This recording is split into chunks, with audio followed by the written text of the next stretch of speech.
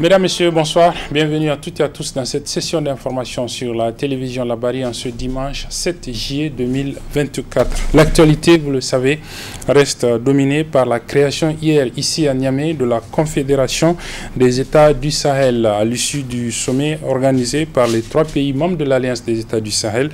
Ils ont donc décidé de créer cette confédération qui sera dirigée pour l'année suivante, donc pour une année, par le colonel Assimi Goïta, le chef de la transition malienne. C'est donc à l'issue de cette conférence au sommet donc des chefs d'État de l'AES que cette confédération a été créée et le président en exercice désigné.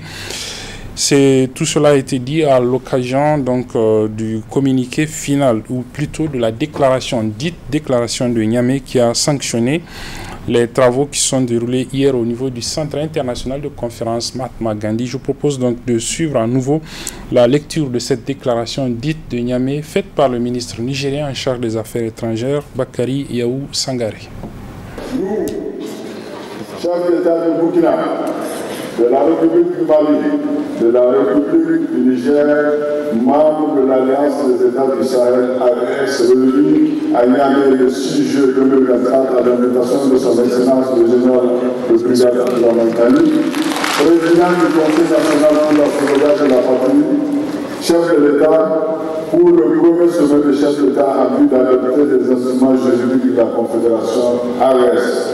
Rappelant notre attachement aux principes et objectifs consacrés par la Charte des Nations Unies, réaffirmant notre attachement aux idéaux, principes et objectifs de l'Union africaine et du panafricanisme, s'inspirant des traditions historiques et des valeurs des civilisations africaines, considérant la charte du Capo du Gouma instituant l'Alliance des États du Sahel, AES, désignée et signée le 16 septembre 2023 à Ouagadougou, Bamako et Niamey, soulignant la nécessité d'ajouter au domaine de la défense et sécurité prévue par la charte du Capo du Gouma, ceux de la diplomatie et du développement, tenant compte de la volonté des États de la Confédération AES de mener une lutte commune et efficace contre le terrorisme au Sahel en général et dans la zone du Tafogouma en particulier,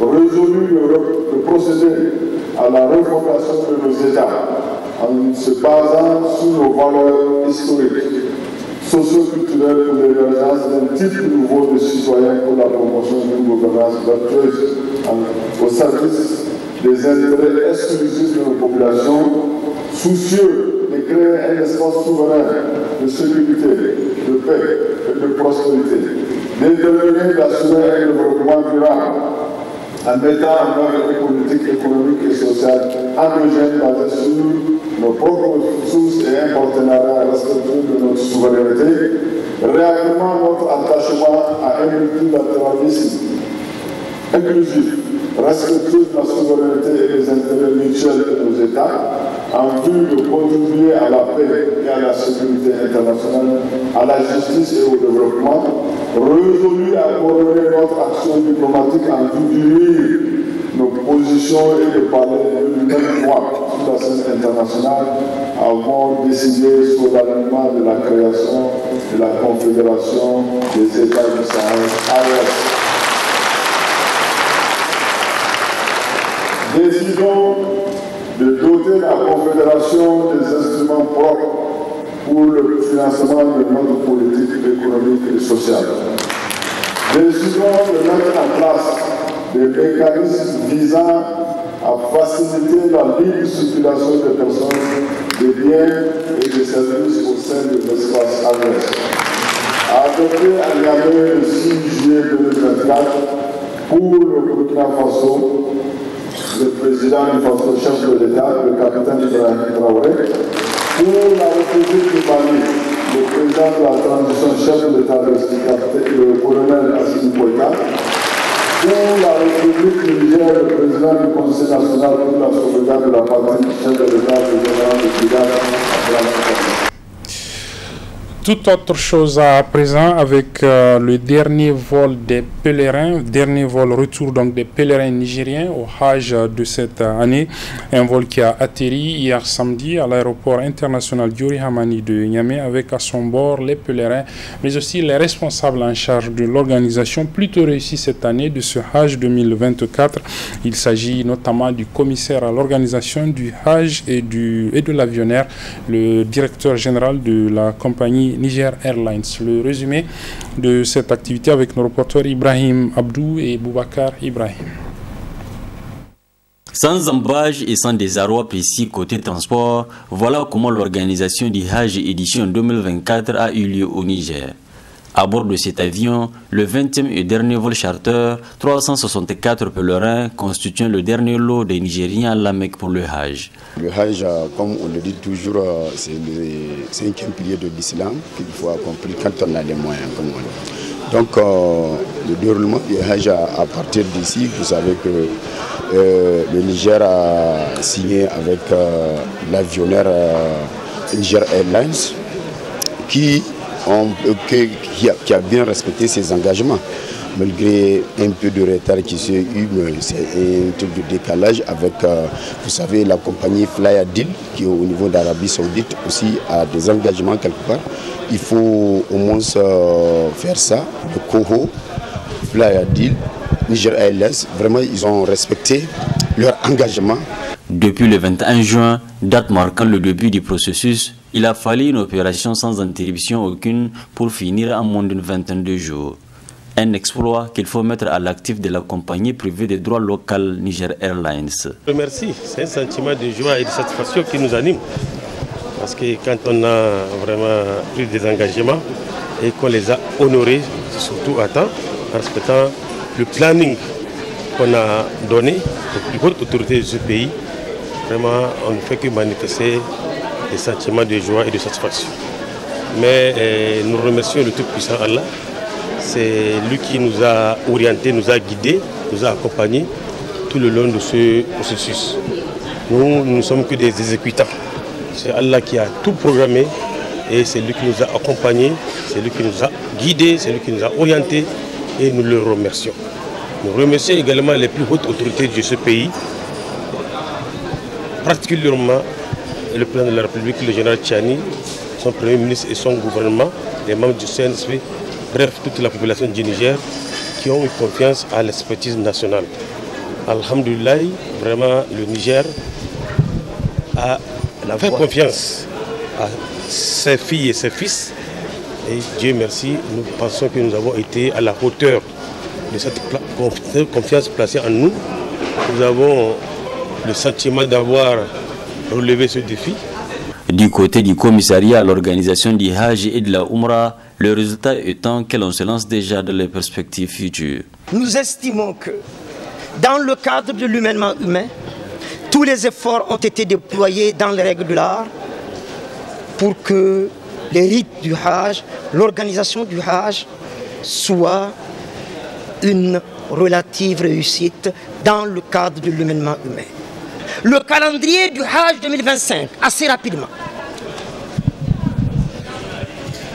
J'ai le privilège, l'honneur, nous avons, le COHO, l'État du Niger, informé l'opinion publique nigérienne qu'un quota de 15 981 pèlerins a été octroyé au Niger. Beaucoup croyaient que, comme on y allait avec 10 000, on n'aura pas les 15 000 prévus. Par la grâce d'Allah, nous les avons. Attributeur du plus important lot des pèlerins pour cette édition 2024, la compagnie Niger Airlines a gagné le pari de la responsabilité à elle confiée par le commissariat à l'organisation du Hajj. Sachez que la campagne Comptez pour toutes, une campagne initiée par la Ligue nigérienne des droits des femmes en vue de sensibiliser pour mettre fin aux violences basées sur les genres. Donc sur le genre a été donc clôturée cet après-midi au niveau de l'hôtel Les Rogniers de Niamey. Il s'agit donc d'une campagne, comme je le disais, qui vise à sensibiliser pour mettre fin aux violences basées sur le genre. Elle a été initiée par la Ligue nigérienne des droits des femmes. Le résumé de cette cérémonie de clôture de cette campagne avec nos reporters Ibrahim Abdou et Adamou Soumana. Chiffrer les violences pour y mettre fin. C'est autour de cette thématique que la Ligue nigérienne de droits des femmes entend boucler la boucle de ses activités dans le cadre de sa lutte contre les violences basées sur le genre. Une activité qui se veut récréative et une suite logique de la campagne Compter pour toutes visant à demander à nos dirigeants de, à chaque fois ou à chaque année, sortir des chiffres actualisés, des chiffres sur le plan national sur les violences basées sur les genres. Parce qu'à ce moment-là, les chiffres que nous avons datent de 2021. Et 2021, ce n'est pas aujourd'hui. Nous avons besoin des données qui sont mises à jour pour voir là où nous en sommes. Parce que vous savez que des efforts sont déployés ici et là par des acteurs étatiques et aussi non étatiques pour lutter contre les violences basées sur les genres. Mais si on ne met pas les chiffres et les données à jour, nous ne pouvons pas avoir une visibilité sur le résultat que nos actions portent. Afin de mieux faire cerner la thématique et atteindre le maximum de cibles, l'ONG use par la présence de diverses astuces. Nous avons organisé des stands thématiques où les gens peuvent venir s'exprimer de différentes manières. Ils peuvent faire de la peinture, ils peuvent faire des dessins, ils peuvent aussi répondre à notre stand questions-réponses. Nous avons aussi des stands qui mettent à disposition des gens qui ont besoin des médicaments contre les douleurs, des serviettes hygiéniques. Mais nous avons aussi un stand que nous avons appelé Cercle des paroles. Cercle des paroles, c'est pour demander aux gens de s'exprimer. Est-ce qu'il y a des situations que tu vis, que tu n'arrives pas à te confier? Du coup, c'est pour cela qu'il y a eu la petite boîte secrète. Si tu n'arrives pas à t'exprimer, écris-le et mets-le dans la boîte. Peut-être après, nous pouvons voir ce que nous pouvons faire pour la personne qui a laissé le message. Les activités ont été conçues pour éduquer, pour sensibiliser les gens, tout en les amenant à s'amuser.